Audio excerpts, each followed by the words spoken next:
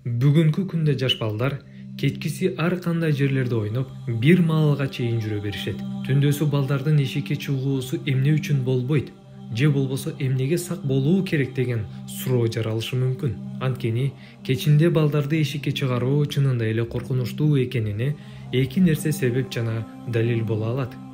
Биринчи себеп шариаттык, экинчи себеп жашоо тарыхы.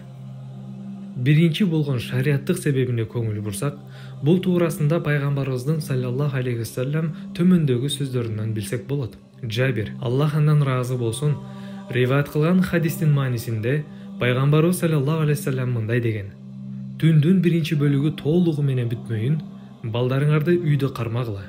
Чындыгында бул шайтандардын жер бетинде жайылып жаткан убагы. Түндүн биринчи бөлүгү ал качан болот?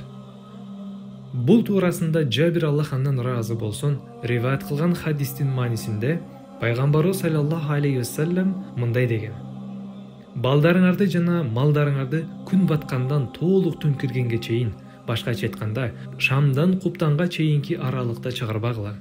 Чындыгында күн баткандан баштап караңгы түн киргенге чейин шайтандар жер бетинде жайылат. Жабир, Аллах андан ыраазы болсун, риваят кылган хадистин башка маанисинде пайгамбарыбыз саллаллаху алейхи вассалам мындай дейт: кеч кирээрде балдарыңарды өзүңөргө жакын алгыла. Чынында бул маалда шайтандар жер бетинде жайылып жаткан болот. Бир канча убакыт өткөндөн соң балдарыңарды чыгарсаңар болот. Жана ошондой эле түндөсү эшиктериңерди Аллахты эстөө менен бисмиллах деп жапкыла. Шам чырагыңарды Аллахты эстөө менен бисмиллах деп өчүргүлө. Жана ошондой эле идиш аягыңарды Аллахты эстөө менен бисмиллах деп жапкыла.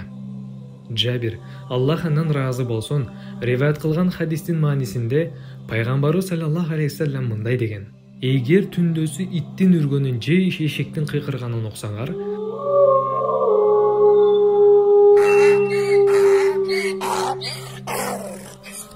Аллахтан коргонууну сурагыла. Башкача айтканда, аузу биллахи минаш шайтанир раджим дегиле. Чындыгында алар силер көрбөгөндү көрүшөт.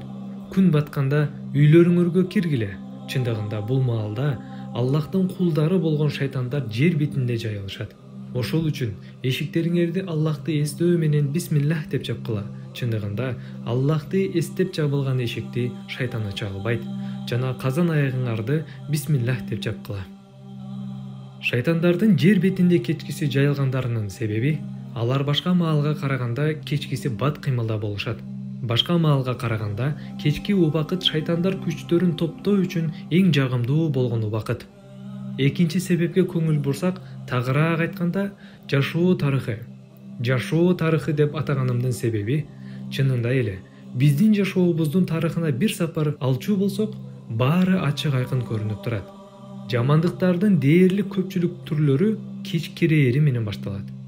Мисалы, арак шараптардын көп ичилиши, тоноо урдоолордун башталышы жана ушул сыяктуу ар кандай бузукулуктун түрлөрү кечкиси башталат.